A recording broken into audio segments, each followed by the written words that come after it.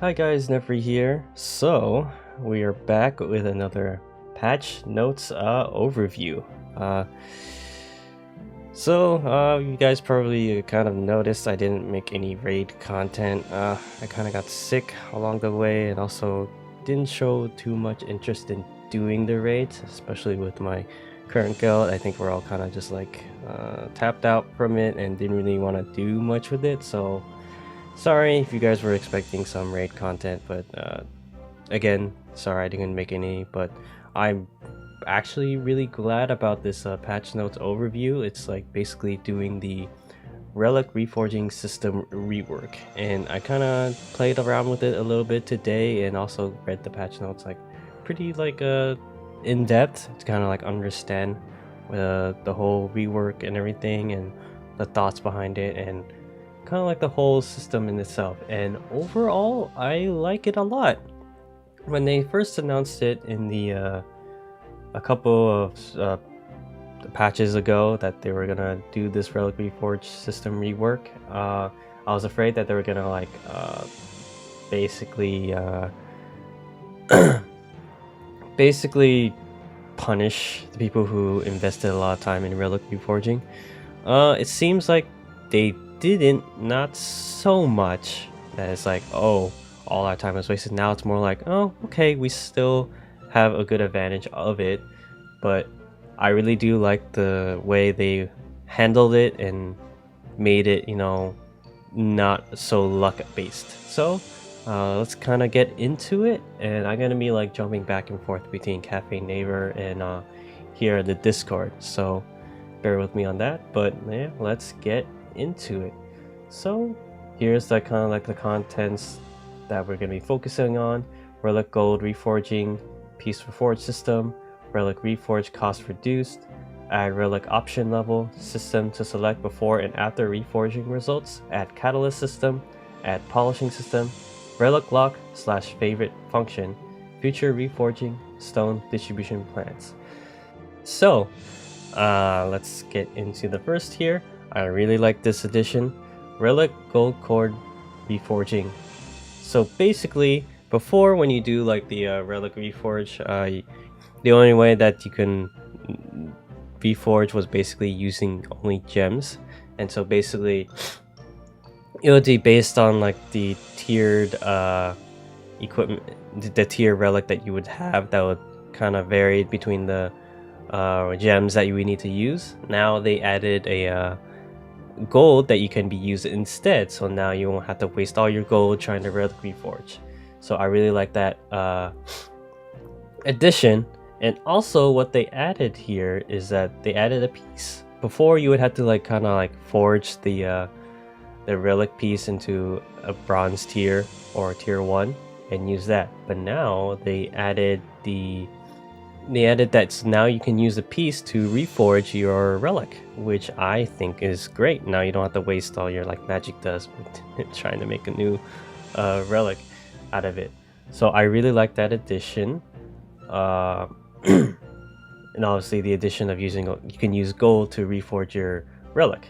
And obviously you can see here they also reduced the cost of the Relic Reforging for using gems. So now it's not gonna like be such a resource consumption for gems.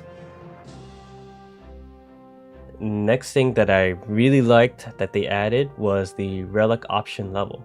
So before we only had from like, you know, the steps 1 to 4, but now we have from steps 0 to 5, which is 6 steps in total. So right now when I logged into like my game and everything, I saw that all like my the good relics, they've been set to the max level. So well, I'll show you in a little bit, but you can see here now it has like the level system to it. So right here they say the origin after reorganization, the levels goes to 1 to 1, 2 to 2, 3 to 3, and now 4 goes to the max level, which is 5. Now that's like a level 0 that they do. So I don't know why they kind of like mix it up like that, but that's how it is. 5 is the max level, so 4 goes to 5. now there's like a level, well, yeah, there's a level in between 3 and 4 now. But yeah, so I'll go to this to kind of show excuse me, the new you know, system. So here is just basically showing the probability of where like the position of the relic stat is going to be. So the selection probability for the target hero position for single is going to be higher than the double and the triple. So they changed it so that now the max target hero position is 3 positions. So what that means is like in the column, we'll basically have the because I think before it would only have, they would have like 4, I think, but now it was only a max of 3. So now with like the the higher the target hero position, the lower probability that's going to happen. So you're gonna have a more of a higher probability of getting a single target based on like these probabilities. But I guess because you know the selection of these types of heroes, if you add them all up, then I guess, well, I'm not gonna add it all up, but I think they made a split between it to have a kind of balance, so I think that makes sense. And I think the reason why they have it lower position for lower probability for 2 and 3 respectively is because if you see down here, you see like the new type of stat granted to a single hero here, which when you see the max level, 11% attack, 11% HP, 22% attack, and 26% spell power. Now if you go here, you would kind of see that, you know, the drop off is kind of like not that much. So like here you can see, like, you know, say you have 2 columns, you have 22% attack speed, that's 44% for one hero, and now 18%, you know, times 2, that's 36 for 36% attack speed for 2 heroes. So you can see that overall the stat bonuses is way more than it is for one hero, and cumulatively it's more than like for the single stat, and obviously for like 3 heroes, like more than both of these. So as you can see, that's why I think they lowered the probability of that happening. So what that means is that it's gonna change up a lot of like the you know, focusing. So basically, if you were to go for like the 3 slot, obviously the luck for getting all those like columns to be matching up is going to be much harder, but they made it so that if you do get it, it's way more rewarding.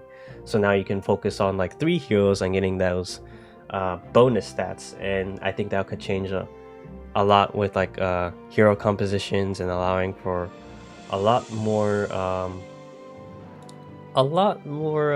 what do you say, competitiveness, I guess.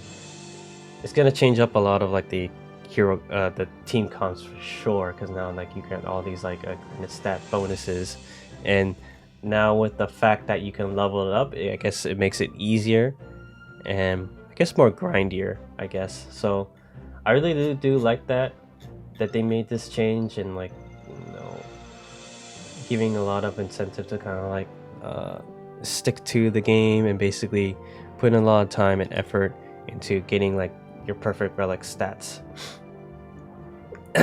And so next up is when you, now I really like this. So basically when I went into it, when I did the reforge, like basically it actually asks you if you want to keep what you had before or choose the next one. Now I really love that. It just shows that like, okay, I don't want to change it to like a worst one, and so I would like to keep the one before. And with that, it also allows like a little ease of use too. So like if you do have like the same type of like piece or tier relic, you could keep reforging and not having to like, oh, going back into it and like stuff like that. So it just shows right here and everything, but obviously keep in mind once you reforge, you're gonna lose that new reforge right there. But yeah, overall I really like that. And so catalyst system, I didn't get to really explore where you get the catalysts, but I assume that these catalysts are basically used so that it kind of like forces the type of reforge that you want, I believe. I mean, otherwise, why show like the symbol of the catalyst? I think it gives it a higher probability, or actually just forces it into that type of relic stat bonus.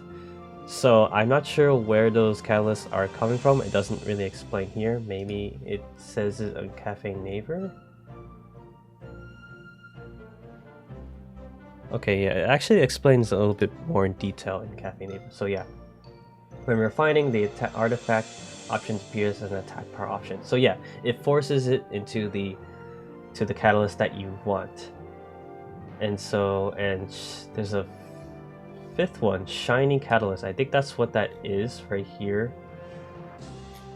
When refining, artifact options appears as level 3 to 5 options. Okay, so basically instead of like, you know, choosing like type of attack, attack,